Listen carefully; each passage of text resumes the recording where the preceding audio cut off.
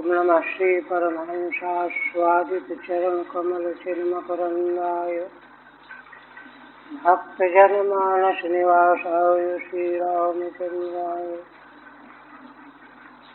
वागीशायस्य वदने लक्ष्मीर्यस्य च वक्षसि यस्यास्ते हृदये संवित्तं सिंहमहं भजे।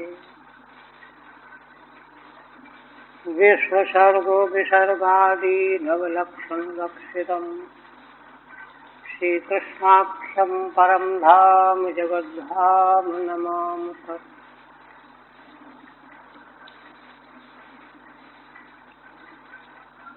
परमादरणीय यति वृंद, भक्त वृंद एवं श्रोत्र वृंद, श्रीमद्भागवत के दशम स्कंध उत्तरार्ध का पिछले दिन 84वां अध्याय पूर्ण। भगवान सभी यदुवंशियों के साथ कुरुक्षेत्र से द्वारिकापुरी को वापस लौट आए और बहुत समय तक वहाँ के आनंद सुख का आपस में वर्णन करते रहे, चर्चा करते रहे। अब इसके बाद 85वें अध्याय में आगे क्या विषय आ रहा है, श्रीधर स्वामी उपक्रम में वर्णन करते हुए कहते हैं, 85तमे रामकृष्णौ संप्रार्थितौ सुतौ पित्रे ज्ञानमथो मात्रे मृतान् पुत्रान् यच्छताम्। इस समग्र अध्याय में दो प्रकार का विषय है। एक तो पिता श्री वसुदेव जी के द्वारा साक्षात अपने पुत्रों के प्रति ही प्रार्थना किए जाने पर प्रार्थितौ सुतौ, भगवान श्री कृष्ण बलराम की प्रार्थना की। उस पर भगवान ने ज्ञान का उपदेश किया। पित्रे ज्ञानमथो मात्रे, और माता देवकी को उनकी इच्छा थी कि पहले जो कंस के द्वारा मारे गए मेरे पुत्र हैं उनको देखना चाहती हूँ। तो भगवान श्री कृष्ण बलराम ने सुतल लोक से उन पुत्रों को ला करके माता को सौंप दिया। इस प्रकार से दो प्रकार का विषय इस अध्याय में आया है।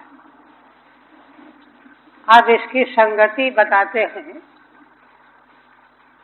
श्रीधर। शास्त्र के तात्पर्य का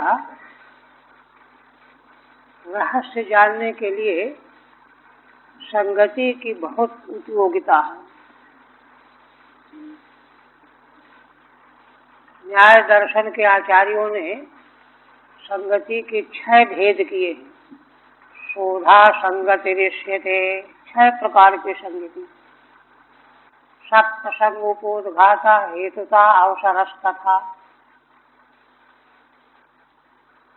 ऐसे कुछ और है। शोधा संगति ऋष्यते, 6 तरह की संगति। संगति को ठीक से हृदयंगम किए बिना शास्त्र का रहस्यभूत तात्पर्य ग्रहण नहीं होता। श्रीधर स्वामी ने यथा साध्य संगति सर्वत्र स्पष्ट किया। आगे क्या कहते हैं?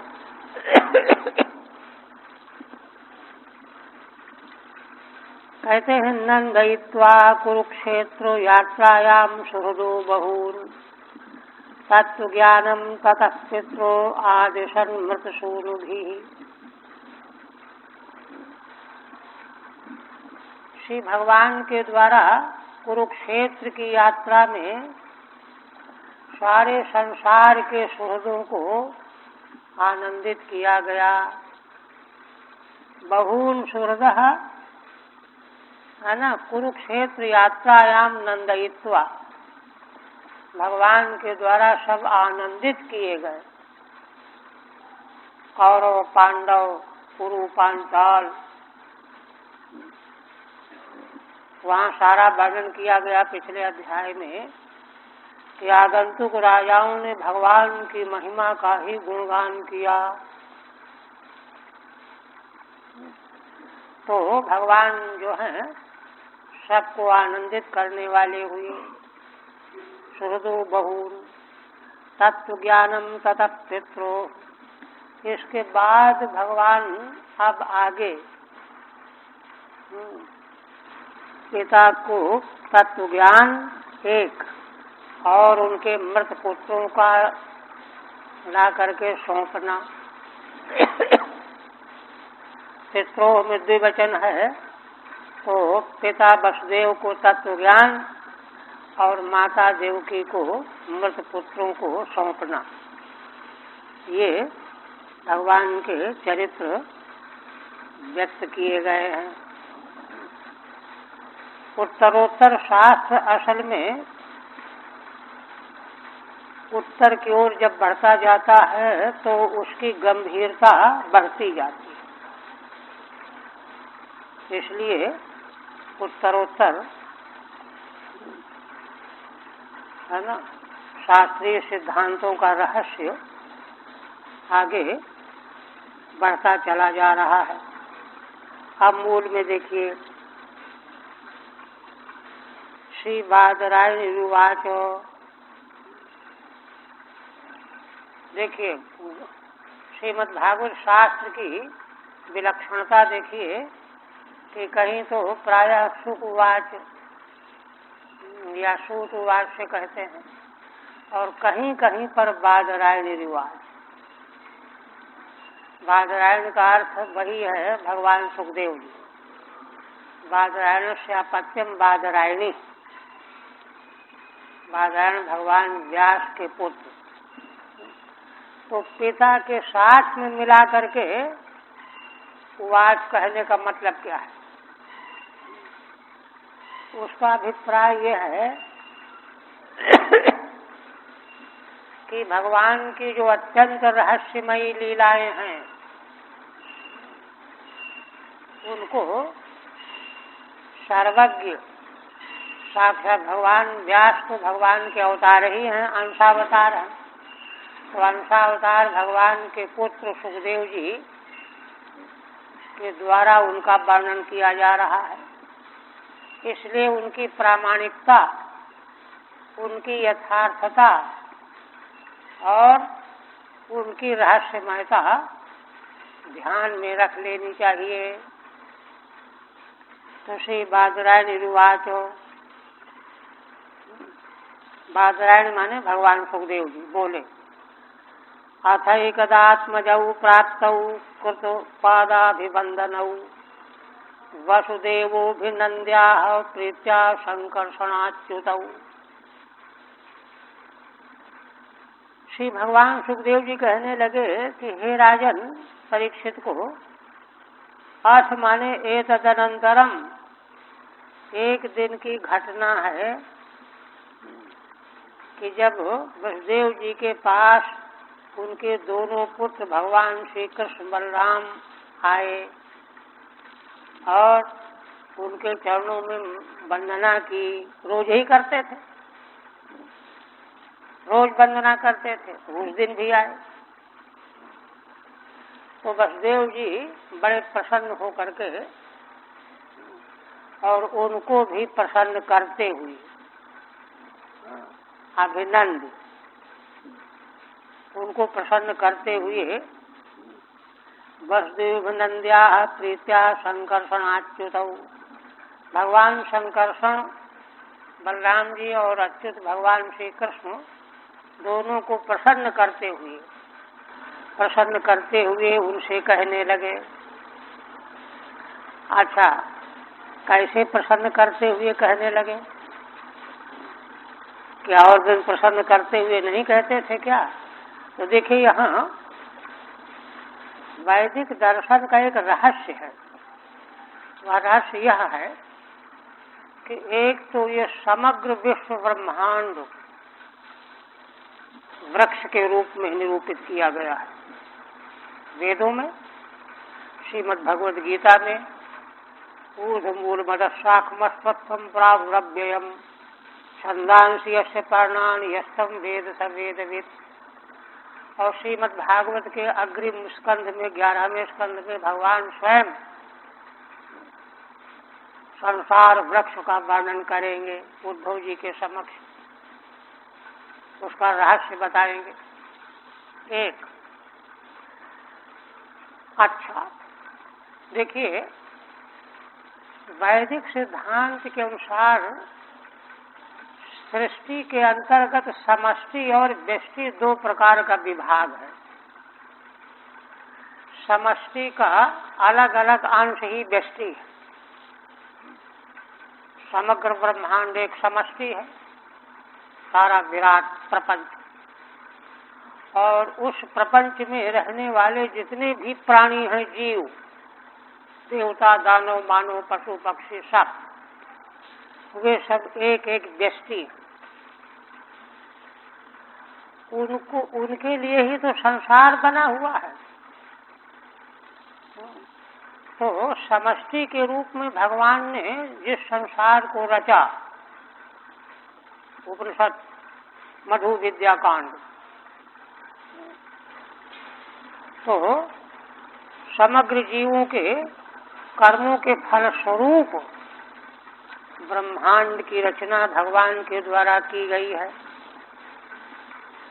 अब इसमें देखो अनंत जीव हैं, अनंत जीव हैं, और उन जीवों को फल वही मिलना है जैसे उनके कर्म हैं, धर्म, धर्म और मिश्रित। तो देखो, चूंकि सबके कर्म अलग अलग हैं, इसलिए फल सबको अलग अलग मिलेगा, और फल जिसके माध्यम से मिलना है वो तो वृक्ष एक ही है, संसार वृक्ष। तो क्या होता है कि जीव मात्र अपने अपने कर्म के अनुसार उनका अपना एक संसार होता है।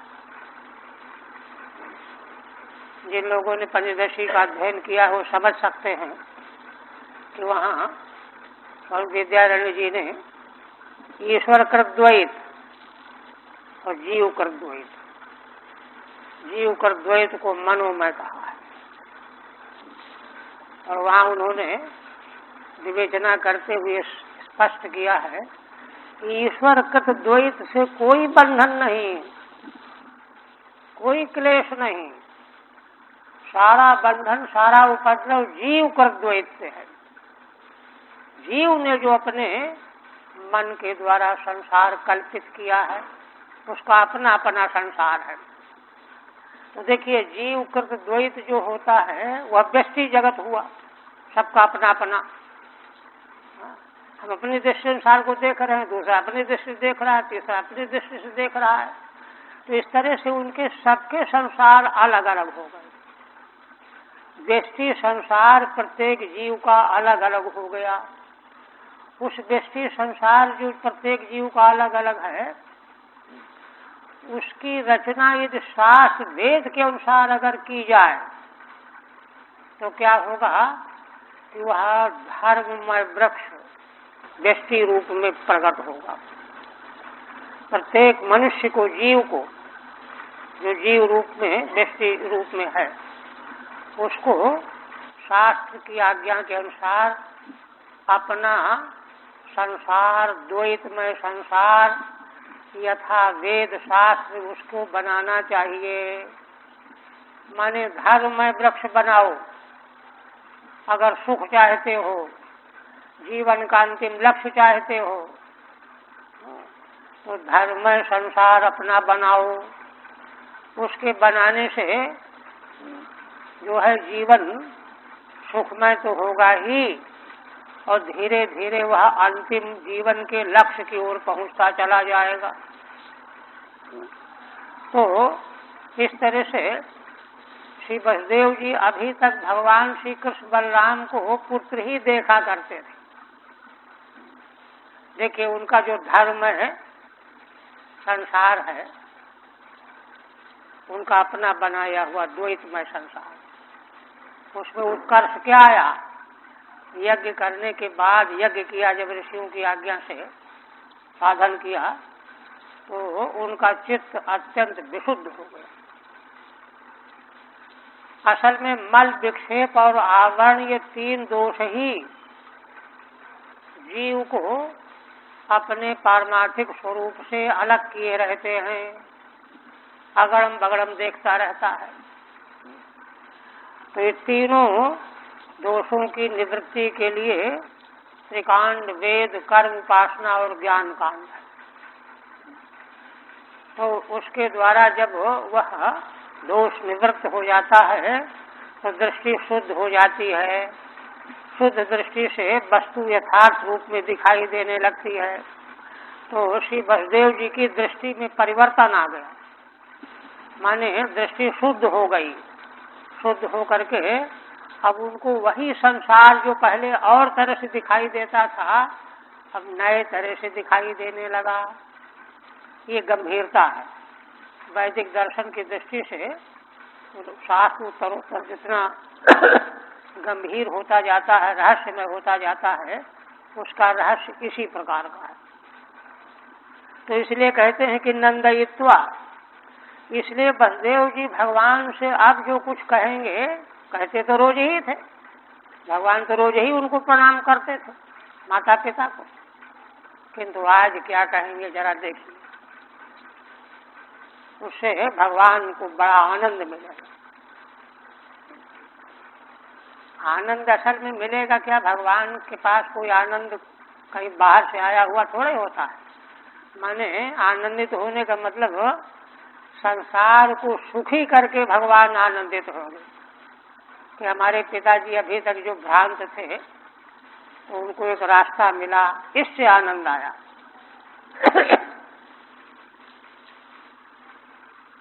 प्रत्याशंकर सनाच्युत। अच्छा, पहला है ना, इसमें नहीं है टीका? अच्छा, तो टीका नहीं।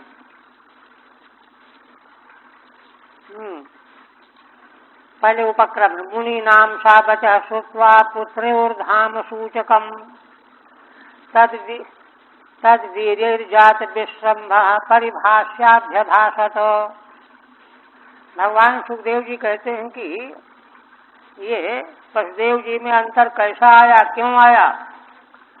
ऋषि मुनियों ने भगवान के संबंध में उस भरी सभा में वर्णन किया, कथन किया, है ना? क्या कथन किया? पुत्रोर धाम सूचकम बचः श्रुत्वा। ये पुत्र भगवान श्री कृष्ण बलराम माने ये परम तत्व हैं। धाम माने भगवत तत्व, भगवत धाम का भगवत तत्व, है ना? तो उनके इन वचनों को सुन करके और सुनने के साथ में और क्या हुआ? जात वितत वीर्य जात विश्रम्भ। भगवान श्री कृष्ण बलराम के बल को भी देखा वसुदेव जी ने, क्या क्या करने वाले हैं, क्या क्या किया इन्होंने, कैसे कैसे दैत्यों का सत्यानाश किया। तो इससे उनको पूरी तरह से आश्वस्त विश्वास हो गया, है ना? तद्वीर्य जात ना जात विश्रम्भ परिभाष्याभ्यभाषत। इसलिए बड़े प्रेम से भगवान श्री कृष्ण बलराम जी को संबोधित करके कहने लगे। ठीक है, धाम माने प्रभाव तत्सूचकम, माने ऐसे वचन ऋषियों ने सुनाए जिससे कि भगवान के प्रभाव का, भगवत तत्व के प्रभाव का, माने भगवत तत्व ही हैं ये, इसके सूचक वचन थे। उनके साक्षात परमात्मा हैं, ये जीव नहीं है। और जात विश्रम्भ उत्पन्न विश्वास, और ऋषि महर्षियों की वाणी में विश्वास न होने का तो कोई मतलब ही नहीं। इसीलिए बड़े आस्था विश्वास के साथ, बड़ी श्रद्धा के साथ उन्होंने उनकी आज्ञा का पालन किया और धर्मात्मा समझ करके उन ऋषियों ने उनका वर्ण स्वीकार किया। ये सब पीछे आ चुका है। परिभाष्य माने संबोध। इसलिए भगवान श्री कृष्ण बलराम को संबोधित करके वसुदेव जी कहने लगे, कृष्ण कृष्ण महायोगिन संकर्षण सनातन जाने वामस्य साक्षात प्रधान पुरुषौ परौ। श्री वसुदेव जी महाराज कहते हैं कि हे श्री कृष्ण, संभ्रम में दुरुक्ति है। दुरुक्ति पद का द्वित्व जो होता है, व्याकरण शास्त्र विधान किया गया है, तो उसमें संभ्रम में भी दुरुक्ति होती है। जैसे घबराहट में कहीं कोई सांप दिखाई दे जाए तो देखता अरे सांप सांप ऐसे बोल देता है। उसी प्रकार से भगवान की महिमा सुन करके वसुदेव जी संभ्रम में गदगद होकर के बोल रहे हैं। महायोगिन संकर्षण सनातन, महायोगिन भी विशेषण है। भगवान श्री कृष्ण महायोगेश्वर हैं। संकर्षण बलराम जी सनातन तत्व हैं। जाने वामस्य यत् साक्षात प्रधान पुरुषौ परौ। अब मैं जान गया आप दोनों को। क्या जान गए? हास्य इस संसार का साक्षात उत्पन्न करने वाले प्रधान और पुरुष जो तत्व हैं, कारण तत्व। प्रधान माने मूल प्रकृति अव्यक्त, और उसके नियामक पुरुष भगवान ईश्वर। माया से भगवान संसार बनाते हैं। तो मैं आप दोनों को जान गया हूँ। आप लोग साक्षात प्रधान पुरुष, जगत के मूल कारण कार्य कारण रूप हैं, प्रकृति और ईश्वर हैं। और साथ में तत्परऊ, केवल इतना ही नहीं कि भगवान केवल प्रकृति और नियामक पुरुष हैं। उन दोनों से, वो तो कारण है जगत के, कार्य कारण से परे भी है। माने आप दोनों ही इस समग्र विश्व ब्रह्मांड के उत्पादक कारण हो, और ये दोनों, इन दोनों के द्वारा जो संसार की रचना होती है, इन दोनों के रूप के भी उपस्थापक आप दोनों हो, पर भी हो। भगवान का परम पारमार्थिक स्वरूप तो पर भी है, ऐसे हो। ठीक है। अस्य विश्वस्य यत् साक्षात स्वरूप भूतम कारणम। श्रीधर स्वामी कहते हैं संसार का जो साक्षात स्वरूप भूत कारण है। स्वरूप भूत माने देखिए, कारण जो है दो तरह का लोक में प्रसिद्ध है। वेदांत तो भगवान को अभिन्न निमित्त उपादान कारण मानता है ना। उपादान कारण तो कार्य में व्याप्त ही रहता है। कार्य का जैसा स्वरूप, वही स्वरूप कारण का उपादान कारण है ना। और निमित्त कारण भी भगवान ही है। इसलिए कहते हैं साक्षात स्वरूप भूतम कारणम। साक्षात स्वरूप भूत कारण कौन है? प्रधान और पुरुष, माने प्रकृति और उसके नियामक ईश्वर, सबल ब्रह्म जिसको कहते हैं। नाम परौ तयोरपि कारणत्वेन ईश्वरौ च। दूसरी बात और, उन दोनों के परम कारण ईश्वर भी हो। तयोरपि कारणत्वेन ईश्वरौ च साक्षात वाम युवाम इति जाने। ऐसा मैं तुम दोनों को जान गया हूँ। फिर कहते हैं, अब देखो एक प्रश्न खड़ा होता है कि संसार तो अनेक कारकों से उत्पन्न होता है, प्रकट होता है। ये भगवान श्री कृष्ण बलराम कैसे संसार के साक्षात कारण हो जाएंगे, उनसे परे भी हो जाएंगे, है ना। कार्य तो नाना विध है, नाना प्रकार का। अब कपड़े का कारण है सूत, अलंकार का कारण है सोना, घट का कारण है मिट्टी, तो अलग अलग नाना कार्यों का नाना कारण देखा जा रहा है संसार में। आप इन्हीं दोनों को जगत का साक्षात कारण कैसे कह रहे हो?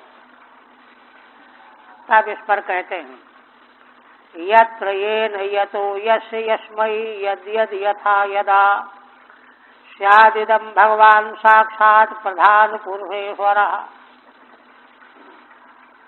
ये देखिए मौलिक सिद्धांत बता रहे हैं बस। इसमें देखिए असल में जितना भी कार्य संसार में उत्पन्न होता है वह कारक के द्वारा होता है। करोति इति कारकः, कारक के द्वारा। कारक जो हैं 6 प्रकार के होते हैं, है ना।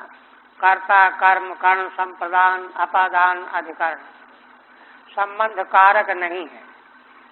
संबंध जो है निमित्त तो है किंतु कारक नहीं है, साक्षात कारक नहीं है।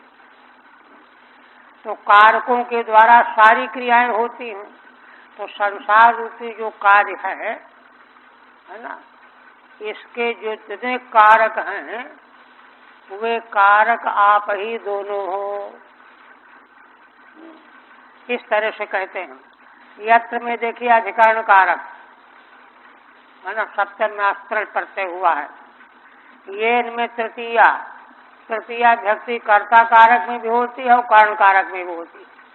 तो अधिकरण कारक हो गया यत्र, कर्ता और कर्ण कारक हो गया येन, और यश में संबंध विभक्ति है निमित्त का ग्रहण कराती है। यशमय में चतुर्थी संप्रदान कारक, जिसके लिए, और यद यद यथा, यतः भी है, यतः में पंचमी, पंचम में अष्टशिल करते हैं। यश में षष्ठी, यश्म में चतुर्थी, और यद यद जो में प्रयोज्य कर्ता और कर्म, प्रयोज्य कर्ता और कर्म। और यथा यदा में यथा और यदा दोनों अव्यय हैं, तो सारे अव्ययों के अर्थ का उपलक्षण है।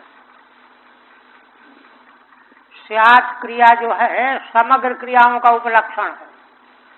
एक क्रिया कहने से सारी क्रियाएं, क्योंकि इन सभी कारकों के द्वारा कोई एक ही क्रिया थोड़े होती है। चलना, खाना, दौड़ना, अनेक क्रियाएं होती हैं। तो अनेक क्रियाओं का उपलक्षण भूत स्यात् क्रिया है।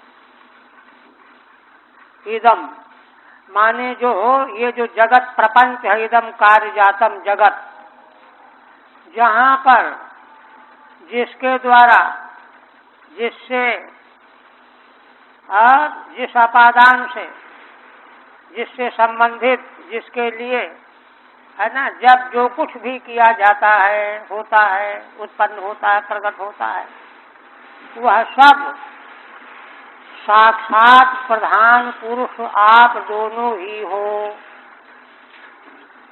इदम भगवान साक्षात प्रधान पुरुषेश्वरः। माने अब देखिए इन 6 कारकों में और क्रिया के अर्थ में, अव्ययों के अर्थ में सारे संसार की उत्पत्ति का समावेश कर दिया। और यह जो कुछ भी हुआ है, यह सब कुछ साक्षात आप दोनों भगवान ही हो।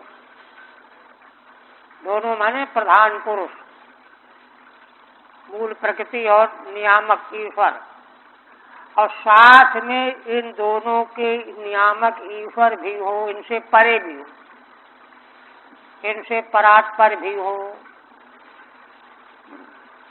इसलिए यह कहना कि जगत रूप कार्य अनेक कारणों से पैदा होता है, तो हम दोनों कैसे हो जाएंगे, तो उसका उत्तर वसुदेव जी ने दिया है। ठीक है। ननु इदम विश्वम अनेकैः कारकैर्जायमानम। प्रश्न कोई करे कि यह विश्व तो अनेक कारकों से उत्पन्न होने वाला है, कुतः प्रधान पुरुषात्मकम। तो वसुदेव जी इसको प्रधान पुरुषात्मक कैसे कह रहे हैं? प्रधान पुरुषात्मक कोई एक तरह का जगत होता तो कह दिया जाता, ठीक हो जाता। कुतस्तराम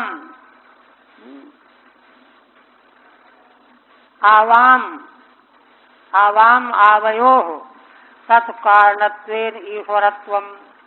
तब फिर हम ही दोनों, भगवान श्री कृष्ण और बलराम, ये दोनों, हम दोनों इसके कारण होने से ईश्वर हैं, यह बात कैसे समझी जाएगी? क्योंकि संसार रूपी कार्य तो अनेक कारकों से संपन्न होने वाला है। इसके उत्तर में ये वचन है, यत्र। व्याख्या में कहते हैं यत्र अधिकरणे, अधिकरण कारक एक, ये इनमें कर्ता करणेन, जो कर्ता और कर्ण कारक दो तीन कारक हो गए। यतः में अपादानात्, अपादान कारक चार हो गए। यश में संबंधित षष्ठी है, ये कारक नहीं है, तो षष्ठ्यर्थ से अकारकत्व की निमित्तता उक्ता। षष्ठी का अर्थ यद्य कारक नहीं होता व्याकरण, संस्कृत व्याकरण में, और जगह तो कारक मानते, किंतु निमित्त होती है षष्ठी। षष्ठी निमित्त बन जाती है, कारक भले न बने। यस्मय माने संप्रदानाय, जिसके लिए, है ना। यदियत, यदियत में देखिए कहते हैं प्रयोज्य कर्तृ कर्म कार्य के दर्शिते। प्रयोज्य कर्ता और कर्म कारक दो चीजें दिखाई गई यहाँ पर। अब व्याकरण की बात है ये। व्याकरण में देखिए, है ना, वहाँ प्रयोग किया जाता है कि यज्ञदत्त भोजन बना रहा है। तो किसी ने पूछा क्यों बना रहा है, किसने कहा? तो कहा कि देवदत्त ने कहा। तो देवदत्त के द्वारा प्रेरित किए जाने पर यज्ञदत्त भोजन बना रहा है। तो यहाँ दो कर्ता हो गए, एक तो साक्षात भोजन क्रिया करने वाला प्रयोज्य कर्ता, और दूसरा प्रयोजक, प्रेरित करने वाला, जाओ भोजन बनाओ, और भोजन हो गया कर्म। तो यद यद में श्रीधर स्वामी कहते हैं प्रयोज्य कर्ता माने जिसको काम में लगाया गया है कि तुम यह करो, और उस क्रिया के द्वारा जो कर्म होगा, जो बनेगा, वह कर्म यदियत से कहा गया है। कार्य के दर्शते, इस पर शंका करते, ननु तयोर नास्ति भेदः। कहते हैं कि देखो प्रयोज्य कर्ता और कर्म में भेद ही नहीं होता। अब व्याकरण की बात है, कारक प्रकरण की। व्याकरण कारक में एक सूत्र है कि वहाँ प्रयोज्य कर्ता कर्म बना दिया जाता है। एक मुख्य कर्म तो अलग है ही, प्रयोज्य कर्ता की भी कर्म संज्ञा हो जाती है। एक प्रकरण है कारक, तो इसलिए उसको प्रयोज्य कर्ता अलग क्यों कहते हो? कर्म ही कह दो, कर्म संज्ञा तो हो ही जाती है, इसलिए भेद कहाँ? ननु तयोर नास्ति भेदः, उनमें तो भेद ही नहीं है। प्रयोज्य कर्ता और कर्म तो एक ही है। तो प्रमाण दे रहे हैं यथोक्तम, जैसे कहा गया है, करोति क्रियमाणेन न कश्चित कर्मणा बिना। कहते हैं देखो, है ना, कोई क्रियमाण काम किया जाता है, जैसे भोजन बनाना है, तभी तो वो करने वाला लगा हुआ उसमें। ना कश्चित कर्मणा बिना, अगर वह भोजन बनाने का कर्म न करे तो उसको यह कौन कहेगा कि ये कर रहा है, भोजन बना रहा है? एक इसी तरह से भवत्यर्थस्य कर्ता च, है ना, कोई वस्तु हो रही है, उस होने का भी कर्ता कोई होता है। जैसे घट है तो होना भी एक क्रिया है। तो भवत्यर्थस्य कर्ता च करोते कर्म जायते, तो उसको जिस कुलाल आदि ने बनाया है कुलालः घटम करोति, है ना। तो देखिए अब घट जो है अस्थि का कर्ता है और कुलाल का कर्म है, तो कर्ता और कर्म जो है दोनों मिल गए। इसी को और स्पष्ट करते हैं। तथा करोत्यर्थ से यह कर्ता भवितु सा प्रयोजक। देखिए कुलाल घट कर बना रहा है तो घटम करोति, तो करोति अर्थ का कर्ता हो गया कुलाल, कुम्हार, घड़ा बनाने वाला। अच्छा, और भवतु सा प्रयोजक, वह उसका प्रयोजक भी हो गया। माने घट जो होने वाला है उसका प्रयोजक है, प्रयोजक भी हो गया, प्रेत होकर के बनाता है।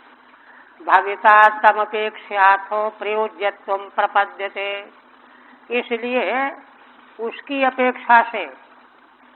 अपेक्षा जो अस्थि क्रिया का कर्ता घट है वह प्रयोज्य कर्तृत्व भी उसमें आ गया।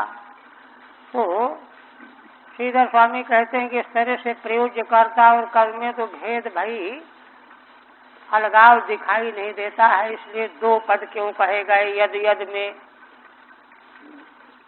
है ना। इति च, तब इसका उत्तर देते हैं सत्यम। देखो सत्यम का अर्थ क्या होता है? सत्यम का अर्थ ये नहीं होता है कि हाँ हाँ तुम जो कहते हो ठीक ही कहते हो, ऐसा नहीं कहना चाहिए, ये मतलब नहीं है। सत्यम पद का अर्थ होता है अर्धांगीकार, तुम्हारी बात तब तक सही है जब तक हम उत्तर नहीं दे लेते हैं, उत्तर दे देंगे तो अंतर समझ में आ जाएगा, है ना। ये नहीं कि हम गलत कहते हैं, तुम सत्य कहते हो इसलिए हम अपनी बात को वापस लेते हैं, ये मतलब सत्यम का नहीं है। तुम्हारी बात पूर्व पक्ष की है, यथार्थ नहीं है। यथार्थ को तुम जानते नहीं हो, तुम जितना जानते हो उसी को सत्य मान रहे हो, तो तुम्हारी अपनी दृष्टि से सत्य भले हो, लेकिन यथार्थ सत्य क्या है उसको मैं बताता हूँ, इसलिए अर्धांगीकार है। क्या? तथापि अवस्था भेदेन भेदो विवक्षितः। सिद्धांती कहते हैं कि इस प्रकार से प्रयोज्य कर्ता और कर्म के एक होने पर भी अवस्था भेद से भेद विवक्षित है। यहाँ पर जैसे दृश्यते च अवस्था भेद, अवस्था भेद देखो, तन्नुलानोदनम पचति, है ना। देवदत्त यज्ञदत्त आदि कोई व्यक्ति तंडुलान ओदनम पचती, अब देखो, है ना, तंडुल जो है प्रयोज्य, तंडुल माने चावल, ओदन माने भात, पके हुए को भात कहते हैं, तो चावलों से भात पकाता है ना। वहाँ प्रश्न किया गया है, ओदनम देवदत्ता ओदनम पचती, ओदन तो कहते पके हुए को, अगर वह ओदन को पकाता फिर क्या है ना। और यदि पका हुआ है तो फिर पचत क्यों कहते हो? दोनों तरफ से भी प्रतिपत्ति है। तो वहाँ उत्तर दिया गया कि भाई देखो, पका तो वह चावल रहा है, लेकिन ओदन इसलिए कहा जा रहा है भविष्यत वृत्त्या, माने ऐसी वस्तु पका रहा है जो पकने के बाद ओदन कही जाएगी, अभी ओदन नहीं है वो, भविष्यत वृत्त्या। वहाँ दृष्टांत भी दिया गया है कि जैसे कोई नैष्ठिक ब्रह्मचारी हो, उपकुर्वाण ब्रह्मचारी हो, तो उपकुर्वाण ब्रह्मचारी के लिए गुरुकुल से समावर्तन संस्कार करके गृहस्थ बनेगा तो उसको भी गृहस्थ कह दिया जाता है। गृहस्थ अभी है नहीं, किंतु गृहस्थ होने वाला है नैष्ठिक को छोड़ करके, तो भविष्यत वृत्त्या भी कारक का प्रयोग होता है, तो उसी को कहते हैं, है ना। तंडुलान ओदनम पचति, तंडुलों के द्वारा ओदन पका रहा है। तो देखिए तंडुल हो गए ओदन के कर्ता, वही तो भात बनेंगे, है ना। किंतु यहाँ पर भेद विवक्षित है। इसी तरह से मृदम घटम करोति थी, मिट्टी से घट बना रहा है, मिट्टी से घट बना रहा है, है ना। अब मिट्टी थोड़ा बनाना है, मिट्टी क्या बनाना है, इसलिए मिट्टी कर्म तो नहीं बनेगा, कर्म से तो अलग ही मानना पड़ेगा उसको। मिट्टी जो है ना, घट का मूल रूप है, इसलिए अवस्था भेद से दोनों में भेद सिद्ध हो गया। तो इसलिए प्रयोजकर्ता और कर्म का भेद मान करके सातों विभक्तियों के अर्थ का यहाँ निर्देश किया गया मूल वाक्य में। तदेवं सत विभक्त्यर्था दर्शिता, इस तरह सातों विभक्त्यर्थ यहाँ दिखाए गए। अच्छा, इसके बाद मूल में है यथा यदा। यथा माने जिस प्रकार, यदा माने जब जब, है ना, जब जब जो जो उत्पन्न होता है संसार में और जैसे उत्पन्न होता है। यथा में प्रकार आ गया और यदा में समय आ गया, तो उसी को कहते हैं क्रिया विशेषण भूतानाम। ये दोनों पद जो हैं अव्यय हैं, ये क्रिया विशेषण है। यथा और यदा क्रिया विशेषण होने से अव्यय हैं, है ना, इसलिए सभी अव्ययों के अर्थ के उपलक्षक हैं। अव्यय बहुत से हैं, उनके अर्थों को, है ना, अन्य सामचाभ्यानाम अर्था, सारे अव्यय जो प्रयोग में आते हैं लोक व्यवहार में, सभी के अर्थ यहाँ प्रयुक्त हो गए।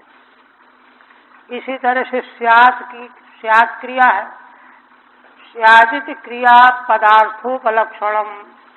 स्यात् माने होता है, हाँ, तो होता है का मतलब क्या होता है, क्रिया हो करके कुछ परिवर्तन होता है, यही तो मतलब है। तो समग्र क्रियाओं के अर्थ का उपलक्षण है। स्यात् क्रिया से सारे संसार की क्रियाएं, यथा और यदा से सारे अव्ययों के अर्थ उपलक्षित हो गए। एवं सर्वम प्रपंचम अनूद्य। तो देखिए, यह कथन करके वसुदेव जी ने सारे प्रपंच की उत्पत्ति की रीति बता दी, इससे अलावा बचेगा क्या। तो सारे का अनुवाद करके, प्रपंचम अनुद्य माने अनुवाद करके, तत्कारण से भगवद रूपताम विधत्ते। अब ऐसे इन सातों कारकों के द्वारा जो जो कुछ भी संसार के रूप में हो रहा है, वह कारण भगवद रूप ही है, ये कहना। तत्कारण से भगवद रूपताम विधत्ते इदम साक्षादिति, मूल में, है ना, वह सब का सब इदम भगवान साक्षात प्रधान पुरुषेश्वर। प्रधानम, अब देखिए प्रधान पुरुष की व्याख्या करते, प्रधानम भोग्यम, माया रूप है ना, पुरुषो भोक्ता जीवात्मा, तयो ईश्वरो, उन दोनों के भोग्य और भोक्ता के नियामक ईश्वर भगवान। त्वमेव साक्षात, वह तुम ही हो। त्वमेव साक्षात तयो ऐक्यमभिप्रेत्यैक वचनम। श्रीधर स्वामी कहते हैं कि फिर तो वसुदेव जी को द्विवचन कहना चाहिए, पीछे द्विवचन कहा है ईश्वर, किंतु यहाँ, है ना, ईश्वर दोनों का ऐक्य मान करके एक वचन का प्रयोग किया गया है। ईश्वर में ऐक्य है, माने भगवान श्री कृष्ण भी ईश्वर हैं, श्री बलराम जी भी ईश्वर हैं, ईश्वर ईश्वर एक। अच्छा, आप देखिए, फिर कहते हैं ये तो उत्पत्ति के लिए हुआ। अब संसार की उत्पत्ति के बाद संसार की स्थिति, पोषण, ये भी तो कृत्य होते हैं ना। तो ये भी अगर भगवान हो तो बात बनेगी, नहीं तो नहीं बनेगी, अधूरी रह जाएगी। इसलिए अब क्या कहते हैं, एतन्नानाविधं विश्वम् आत्मसृष्टम् अधोक्षजो आत्मनानुप्रविश्यात्मन् प्राणो जीवो बिभर्षजः। श्री वसुदेव जी कहते हैं, सारा वेदांत का अर्थ है, यह जो नाना विध जो विश्व है, ब्रह्मांड है, संसार है, यह तो आत्मसृष्टम, आपके द्वारा ही रचा गया है, भगवान के द्वारा रचा गया। अधोक्षज संबोधन है, कमल नेत्र, अथवा अधोक्षज का अर्थ है जिनकी स्वरूप दृष्टि से सारा इंद्रिय ज्ञान असत है, आधा माने असत है, ऐसा। अक्षजम सर्वम ज्ञानम आधा जातम यश, भगवान के स्वस्वरूप की दृष्टि से इंद्रिय ज्ञान का कोई मूल्य नहीं है, सब असत है, केवल भगवान ही है। इसलिए यह नाना प्रकार का जो संसार है, विश्व है, यह आपके द्वारा रचा हुआ है, आपने इसको बनाया है। आपने बनाया और आप स्वयं ही बने हुए भी हैं। भगवान संसार को बनाने वाले और स्वयं संसार बनने वाले, कर्ता और कर्म दोनों हैं। आत्मनानुप्रवेश्यात्मन, और फिर स्वयं उसमें प्रवेश किए हुए हैं, स्वयं जीवात्मा रूप से आप प्रवेश किए हुए हैं। आत्मनानुप्रवेश्यात्मन प्राणो जीवो बिभर्षजः, प्राणों को और जीव को आप अजन्मा परमेश्वर भरण पोषण करते हैं, पालन करते हैं, उनकी रक्षा करते हैं, सुरक्षा करते हैं। ये इसलिए पालन और पोषण भी करने वाले भगवान ही हैं। ठीक है।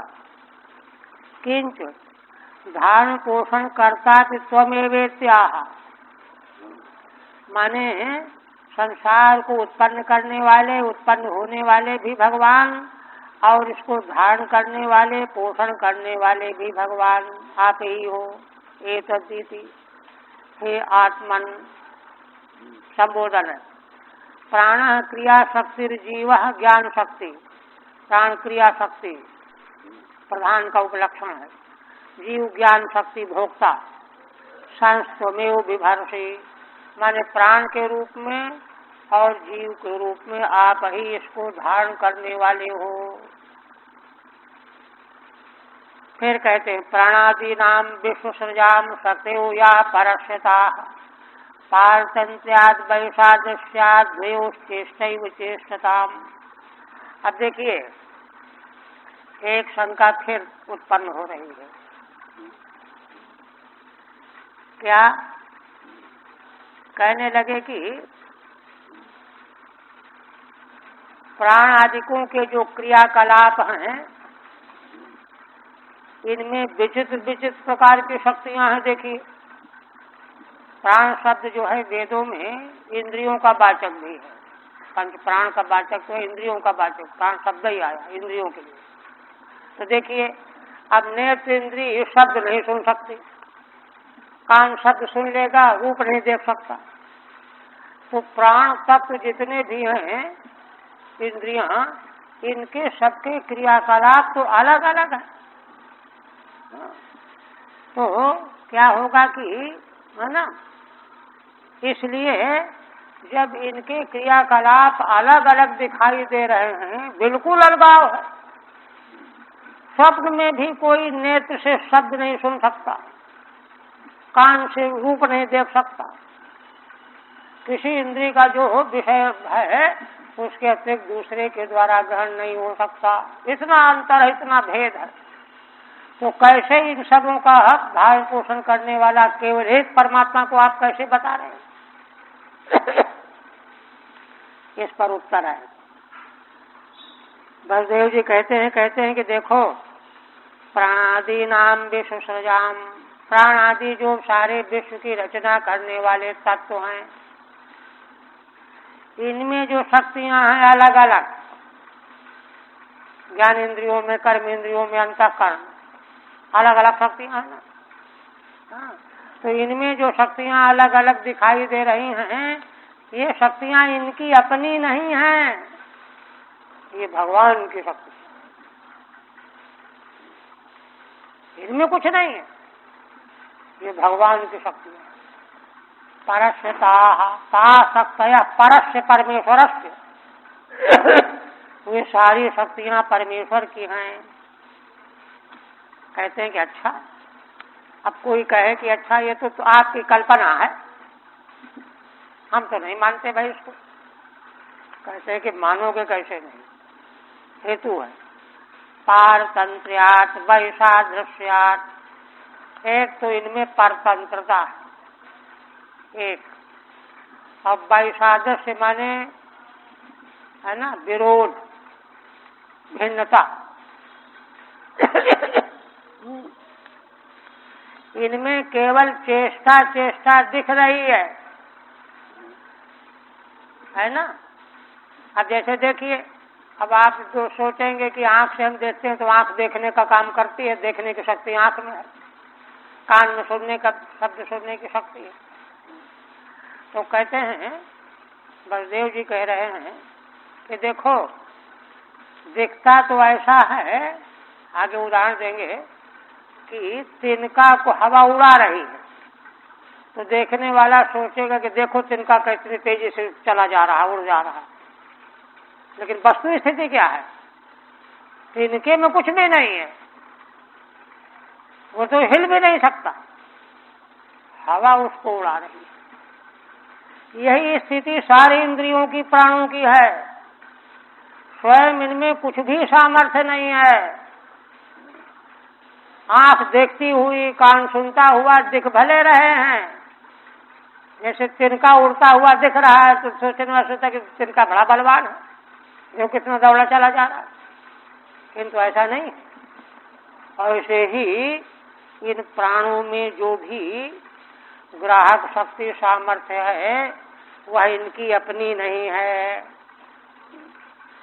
ना। ये हिलते डुलते दिख रहे हैं तो तुम जो है भ्रांति से उनकी अपनी शक्ति मान रहे हो, ऐसा नहीं है। ये परमात्मा की शक्ति से ही नेत्र देखता है, कान सुनता है, सारी व्यवस्था ऐसी है, ये तात्पर्य है। द्वेष चेष्टैव चेष्टताम। आप देखिए टीका, ननु प्राणादीनाम विचित्र शक्तिनाम कारणत्वावगमात्। प्रश्न कर रहा है कोई कि देखो भाई, प्राणादि माने पंच प्राण, वो तो है ही, इंद्रियां सबको ले ली। ये विचित्र विचित्र शक्ति वाले हैं, आंख देखती है, कान सुनता है। अच्छा, और हम जो है उसके बिना देख नहीं पाते, सुन नहीं पाते, तो हमको पक्का है कि आंख से ही दिखता, आंख ही देखती है, कान ही सुनते हैं, पक्का हम मान बैठे।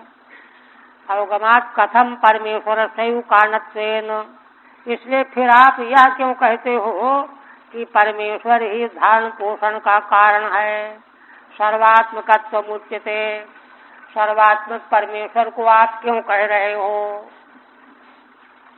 ऐसी आशंका होने पर कहते हैं प्राणादि शक्तयो की तस्थ्य वेत्याः।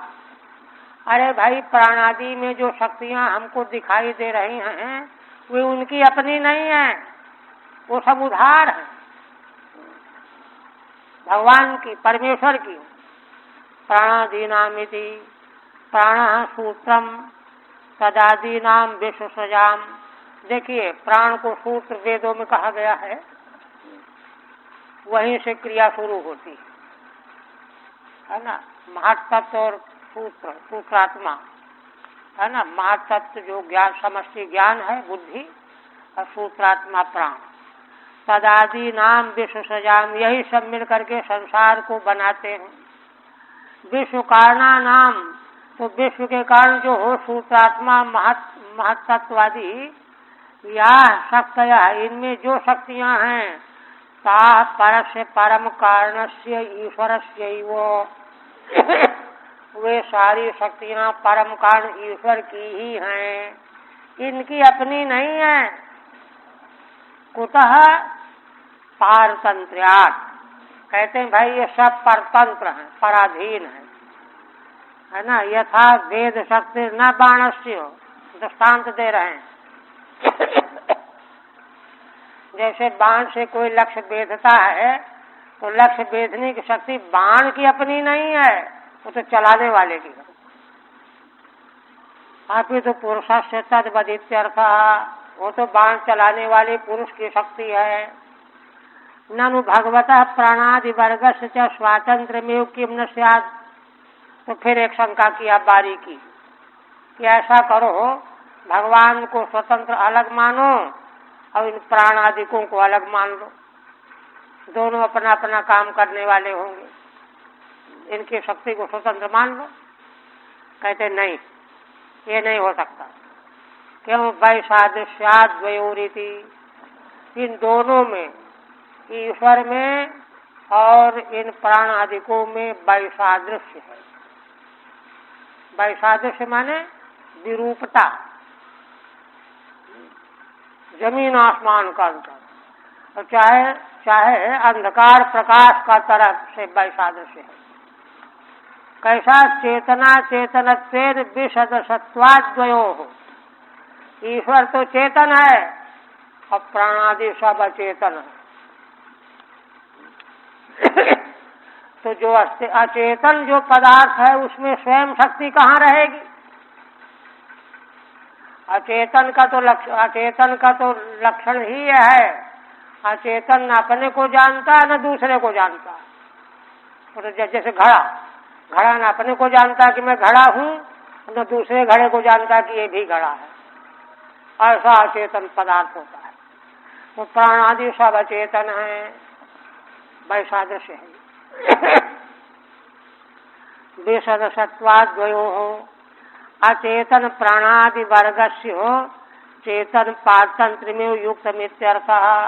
इसलिए जरा चिंतन करो, प्राणादि वर्ग सब अचेतन है, अचेतन प्राणादि वर्ग का चेतन के परतंत्र ही काम करना ठीक है, युक्त है। अथवा यद्वा प्राणादिषु द्वयोरेव तावत् विसदृशत्वम्, मूल की व्याख्या दूसरे ढंग से कर रहे हैं श्रीधर स्वामी। माने अभी विपरीतता बताई गई चेतन और अचेतन को लेकर के, ईश्वर और प्राण को लेकर, प्राणादि को लेकर के। आप कहते हैं कि देखो इन्हीं में ले लो, प्राणों में ही ले लो। इनमें नेत्र जो काम करता है वो श्रोत्र नहीं करता, श्रोत्र जो करता है नेत्र नहीं करता। विरोध है ना? विरुद्ध क्रिया कार्यत्वात् किम पुनर्बहूनाम। तो अब बताओ, देखिए बहुत सुंदर प्रतिपादन है कि इन दो में ही विरोध है, दोनों की दिशा अलग, एक पूरब एक पश्चिम, है ना? तो फिर अच्छा, ये तो बहुत संख्या है, 14 तो हैं ही कारण। तो इनमें भला जो है कैसे मामला बनेगा? हाँ, तस्मादेकेन सर्वज्ञेन सर्वशक्तिना अधिष्ठिता नामेव। इसलिए श्रीधर स्वामी कहते हैं, इसलिए इनको इनसे काम कराने वाला, इन पर नियंत्रण करने वाला सर्वज्ञ सर्वशक्तिमान कोई एक अलग होना चाहिए, जो सबों को काम में लगा करके काम बनाएगा। सर्वज्ञ सर्वशक्तिना अधिष्ठिता नामेव, उसके अधीन होकर के ही ये संसार को बना सकते हैं, चला सकते हैं। विशिष्ट कार्यारंभकत्वम युक्तम न स्वतंत्राणामिति, स्वतंत्र इनके बल पर संसार न बन सकता है और न संसार चल सकता है। तथा चोक्तम, कहते यह बात मूल श्रीमद् भागवत में 3 स्कंद में कही गई है। हाँ, क्या कहा गया है? वहाँ सृष्टि के क्रम में भगवान के संकल्प से है ना, प्रकृति के द्वारा महत तत्व, अहं तत्व के 3 भेद, सात्विक राजस तामस, सात्विक से मन और देवता, राजस से इंद्रियां, तामस से पंच तन्मात्राएं, पंच महाभूत, ये सब उत्पन्न हो गए। उत्पन्न होने के बाद बहुत समय हो गया, अब ये संसार नहीं बना पाए। इनको बाद में ध्यान आया कि अरे भगवान ने तो हमको इसलिए बनाया था और हम कुछ कर ही नहीं पा रहे हैं। तो भगवान की स्तुति करने लगे सभी तत्व, पूरा अध्याय है इस स्कंद में, और प्रार्थना किया कि भगवान हमको आप शक्ति प्रदान करो, हम तो कुछ कर ही नहीं पा रहे हैं। तब भगवान ने उनकी प्रार्थना सुन करके उन सब में प्रवेश किया अब प्रवेश करके अब तब सब मिलने लगे, नहीं सब अपने अपने कमरे में पड़े हुए थे, मिल करके संसार बना दिया।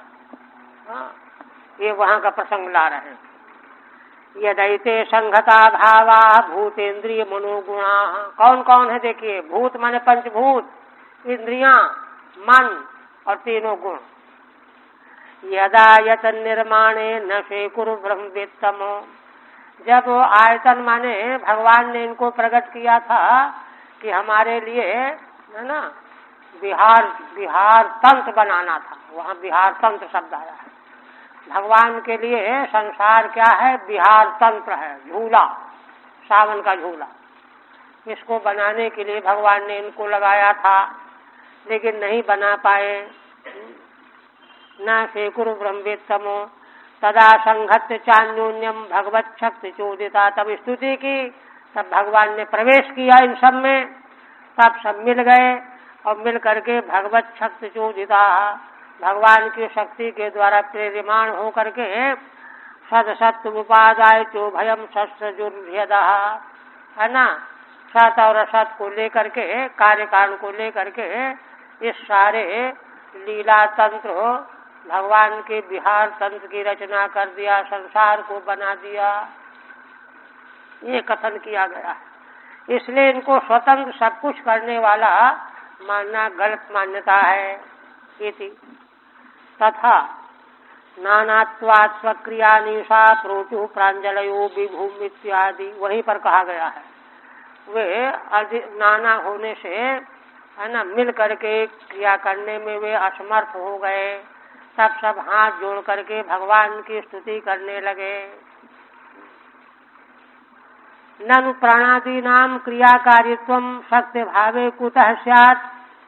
अच्छा, तब फिर एक तीसरी शंका फिर आई कि अच्छा, अगर प्राणादिकों को तुम अचेतन ही बना रहे हो, इनमें कुछ भी नहीं है, तो कहते हैं कि अगर ये अचेतन है तो ये दूसरे के द्वारा प्रेरित करने पर भी कैसे करेंगे। और कोई पत्थर से कहे कि चलो, तो कैसे पत्थर चलेगा क्या? पत्थर कहाँ चलेगा? तो इस तरह से मानते हो तो दूसरे के प्रेरित करने पर भी कैसे चलेगा? प्रश्न हुआ ना। तब कहते हैं कि देखो, कुतः स्यादता चेष्टैव चेष्टतामिति, चेष्टमाना नाम येषाम चेष्टैव न तु शक्ति। देखो, सर्वज्ञ भगवान की प्रेरणा से इनमें चेष्टा तो दिखाई देती है, लेकिन वह चेष्टा कोई शक्ति नहीं है। जैसे वही तिनके वाला उदाहरण, तिनका उड़ रहा है हवा के वेग से, है ना, कोई कहे कि तिनका उड़ रहा है, चेष्टा कर रहा है, नहीं है। चेष्टा रूपी शक्ति हवा के कारण है। वैसे इन जड़ पदार्थों में, प्राणादिकों में जो कुछ भी चेष्टा दिखाई देती है, स्थूल बुद्धि वाला समझता है कि यही सब कर रहे हैं, वस्तुतः ऐसा नहीं है। ये दर्शन है। चेष्ट माना नाम येषाम चेष्टैव, है ना, ये चेष्टा करते हुए दिख रहे हैं, इनकी चेष्टा है, न तो शक्ति, शक्ति नहीं है। चेष्टा तो भगवान की शक्ति के अधीन है। यथा वायो, देखिए वही उदाहरण दे दिया, यथा वायो शक्त्या त्रणादि नाम चलनम। वायु की शक्ति से तिनका चलता हुआ हमको दिखाई देता है, तो तिनके में कोई शक्ति है क्या चलने की? यथा वा पुरुषस्य शक्त्या शराणाम वेगहिति, अथवा जैसे पुरुष की शक्ति से बाण का वेग लक्ष्य को वेधता है। फिर कहते हैं कांतिस्तेजः प्रभासत्ता चंद्राग्निर्क्ष विद्युताम यत् स्थैर्यं भूभृतां भूमिर्वृत्तिर्गंधोर्थतो भवान, है ना। कई श्लोकों में है ये विषय, आगे बढ़ा रहे हैं। देखिए इसका उपक्रम क्या है। उपक्रम यहाँ ये है कि सब प्राणादि सब परतंत्र हैं, किंतु इनमें जो कुछ भी क्रियाकारिता दिखाई देती है वह उनकी अपनी नहीं है। वह तो सर्वज्ञ भगवान से उनको प्राप्त हुई है, वैसा इनको करना पड़ रहा है। बृहदारण्यक उपनिषद कहती है, कई उपनिषदों में, कि उस अक्षर अविनाशी परमात्मा के भय से सूर्य उदय होता है, चंद्रमा प्रकाशित होता है, पृथ्वी ठहरी हुई है, आकाश ठहरा हुआ है, समुद्र ठहरा हुआ है, गड़बड़ नहीं कर रहे हैं। इतना भय है उसको, अविनाशी परमात्मा का। भीषास्मात् आगे दे भी रहे हैं, है ना। न तो शक्ति नहीं है इनमें, इसी को कहते हैं पारतंत्र में प्रपंच है। इसे परतंत्रता ही जो है विस्तार से कह रहे हैं। क्या यहाँ देखे टीका, न तत् सूर्यो भाति न चंद्र तारकम नेमा विद्युतो भांति कुतो यम अग्नि। अच्छा, मूल रह गया अभी। हाँ देखिए, मूल में है कांति। कांति माने तेज, और तेज माने प्रकाश। प्रभा भी प्रकाश पर्यायवाची भी है, और सत्ता, ये चार चीज है ना। चंद्रमा की कांति, अग्नि का तेज ताप, और सूर्य की प्रभा, और बिजली की सत्ता, चार चीजें हो गई। माने चंद्रमा, अग्नि, सूर्य और बिजली, इन चारों की कांति, तेज, प्रभाव, सत्ता, ये। और यद स्थैर्यम भूभृताम, इसी प्रकार से भूभृताम यद स्थैर्यम।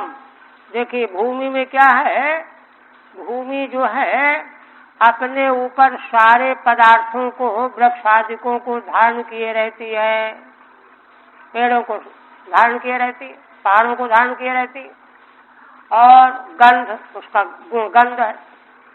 अर्थ तो भगवान, तो ये सब के सब जो इनमें शक्तियां दिखाई दे रही हैं, वे आप हैं। माने चंद्रमा की कांति आप हैं, अग्नि का तेज आप हैं, है ना, और चंद्रमा की और सूर्य की प्रभा आप हैं, और अग्नि का और विद्युत का अस्तित्व भी आप हैं। पृथ्वी में सब वस्तुओं के धारण करने का सामर्थ्य आप हैं। उसका गंध नाम का गुण भी अर्थतः आप हैं। ऐसा कई श्लोकों में वर्णन आया है। अब देखिए, इसका टीका में वर्णन करते हैं। माने इनमें परतंत्रता, वही उपनिषद का ही अर्थ है। कांति रीति पंचमी 5 श्लोकों से व्याख्या की गई है। चंद्रस्य कांति ही, चंद्रमा की कांति, अग्नेश तेज, अग्नि का तेज ताप, अर्कस्य प्रभा, सूर्य की प्रभा, ऋक्ष विद्युताम सत्ता, नक्षत्र और बिजली की सत्ता, चमक दमक, स्फुरण मात्र सत्वम, स्फुरण रूप से अस्तित्व में आना, बिजली का चमक जाना। अर्थतो वस्तुतो भगवान, ये सब वस्तुतः आप, है ना। कहते हैं कि यह श्रुति भी कहती है, तथा च श्रुति ही न तत् सूर्यो भात न चंद्र तारकम नेमा विद्युतो भांति कुतो यमग्नि। देखो, हाँ, जो लोग सोचते हैं सूर्य प्रकाशित हो रहा है, नहीं, सूर्य नहीं प्रकाशित हो रहा, चंद्रमा नहीं प्रकाशित हो रहा, बिजली अपने आप नहीं चमक रही, अग्नि अपने आप नहीं धड़क रही, है ना। तमेव भांत मनुभाति सर्वम, वे तो अविनाशी अक्षर भगवान की प्रेरणा से ये सब काम कर रहे हैं। तमेव भांत मनुभाति सर्वम तस्य भाषा सर्वमिदं विभाति, उन भगवान के प्रकाश से ये सब प्रकाशित हो रहे हैं, इनमें अपना कुछ भी नहीं है। इति स्मृतिश्च, स्मृति भी देखिए, है ना, श्रीमद् भगवद गीता का वाक्य है, यदादित्यगतं तेजो जगद्भासयतेऽखिलम् यच्चन्द्रमसि यच्चाग्नौ तत्तेजो विद्धि मामुकम् जो सूर्य के भीतर जो तेज दिखाई दे रहा है ना, जिसके द्वारा सारा जगत प्रकाशित होता है, इतना महान तेज कि सारा संसार उजाले से भर जाता है। यच्चंद्रमस यच्चाग्नौ, जो चंद्रमा में तेज है, प्रकाश है, जो अग्नि में ताप है, तत्तेजो विद्धि मामुकम। भगवान अर्जुन को कहते हैं कि अर्जुन, वह सारा तेज मेरा समझो। इसी तरह से भूमेर वृत्ति, भूमि की वृत्ति, भूमि की वृत्ति माने व्यापार। क्या व्यापार है?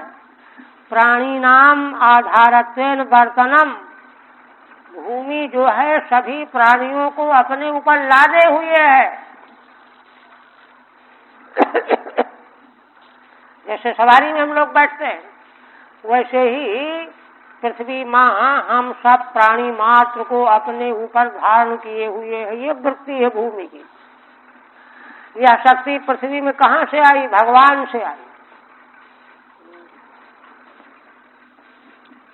और वर्तनम, प्राणिनाम आधारत्वेन वर्तनम, प्राणियों के आधार रूप से बर्ताव कर रही है। गंधस्य, और गंध उसका गुण है, असाधारण गुण है, वह भी आप हो। तवैव शक्ति रित्यर्थः, वह भी आपकी ही शक्ति है। अर्थ ये है, अब ये प्रकरण पूरा तो नहीं हो पाएगा और जल्दी जल्दी से कोई फायदा नहीं।